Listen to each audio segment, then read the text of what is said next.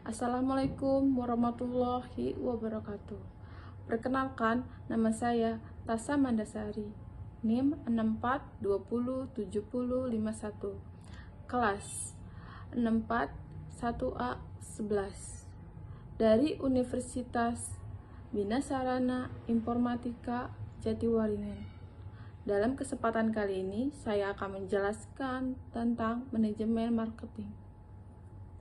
Pengertian manajemen marketing. Manajemen marketing adalah kegiatan menganalisis suatu planning yang terkait aktualisasi dan pengendalian program yang sudah terencana untuk menghasilkan pertukaran yang baik di dalam suatu pasar. Manajemen marketing melibatkan yang pertama, 1. Pengaturan tujuan dan sasaran pemasaran. 2. Mengembangkan rencana pemasaran. 3. Mengatur fungsi pemasaran. 4. Menerapkan rencana pemasaran ke dalam tindakan. Tujuan dan fungsi manajemen marketing. A. Tujuan 1. Membangun permintaan. 2. Membangun kepuasan konsumen. 3. Mendapatkan market share pasar. 4. Mendapatkan keuntungan profit. 5. Mendapatkan pencitraan sesuai harapan. 6. Menjaga kelangsungan usaha. B. Fungsi 1. Pertukaran. 2. Bisnis. 3. Penyediaan fasilitas atau prasarana.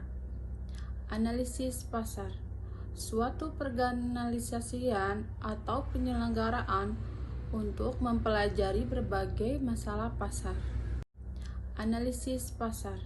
Suatu perganalisasian atau penyelenggaraan untuk mempelajari berbagai masalah pasar.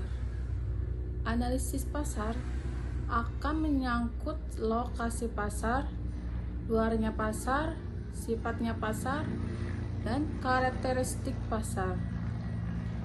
Perencanaan marketing.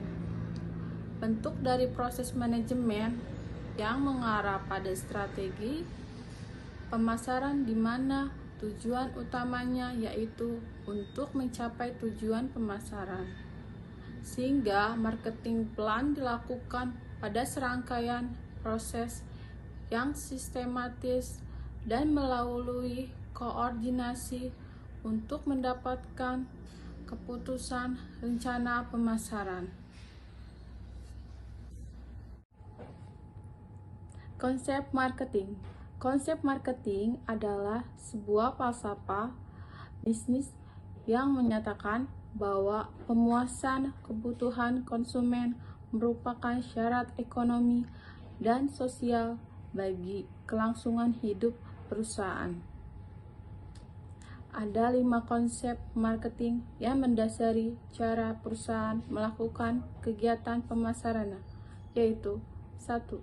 Konsep berwawasan produksi. 2. Konsep berwawasan produk. 3. Konsep berwawasan penjualan. 4. Konsep berwawasan pemasaran. 5. Konsep berwawasan pemasaran bermasyarakat. Strategi marketing. 1. Jangka pendek. Tujuan jangka pendek bagi perusahaan adalah mendapatkan keuntungan secepat mungkin. 2. Jangka menengah. Tujuan jangka menengah bagi perusahaan adalah mampu mengusahakan untuk dapat mencapai titik impas antar total biaya produksi dan total volume penjualan. 3. Jangka panjang.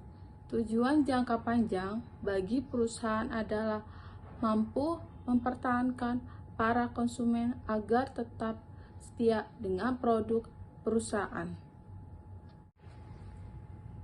Pelaksanaan marketing. Pelaksanaan marketing adalah tindakan untuk mengeksekusikan atau menindaklanjuti proses perencanaan.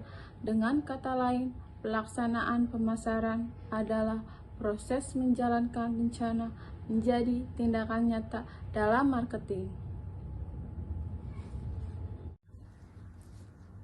Analisa SWOT, SWOT. Pengertian analisa SWOT: suatu metode penyusunan strategi perusahaan atau organisasi yang bersifat satu unit bisnis tunggal.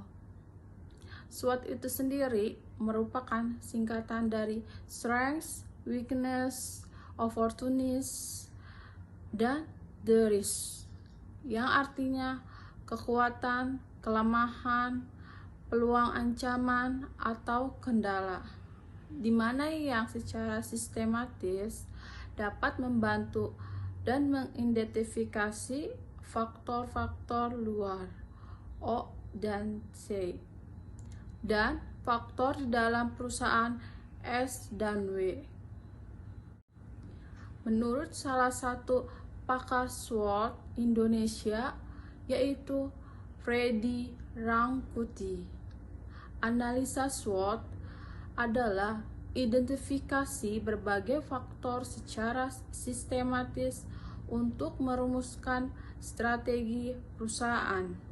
Analisa ini didasarkan pada hubungan atau interaksi antar unsur-unsur internal, yaitu kekuatan dan kelemahan, terhadap unsur-unsur eksternal, yaitu peluang dan ancaman. Dapat disimpulkan bahwa analisis SWOT adalah perkembangan hubungan atau interaksi antar unsur-unsur internal, yaitu kekuatan dan kelemahan terhadap unsur-unsur eksternal, yaitu peluang dan ancaman. Strategi kekuatan kesempatan, S dan O atau maksi-maksi.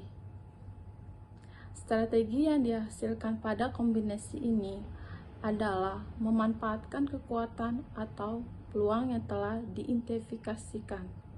Misalnya, bila kekuatan perusahaan adalah pada keunggulan teknologinya, maka keunggulan ini dapat dimanfaatkan untuk mengisi segmen pasar yang membutuhkan tingkat teknologi dan kualitas yang lebih maju. Strategi kelemahan kesempatan, W dan O atau mini-maksi. Kesempatan yang dapat diidentifikasikan tidak mungkin dimanfaatkan karena kelemahan perusahaan. Misalnya, jaringan distribusi ke pasar tersebut tidak mempunyai oleh perusahaan.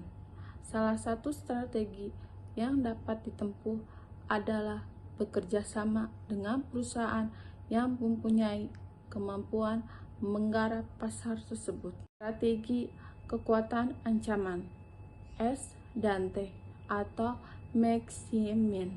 Strategi ini mencoba mencari kekuatan dimiliki perusahaan yang dapat mengurangi atau menangkal ancaman tersebut.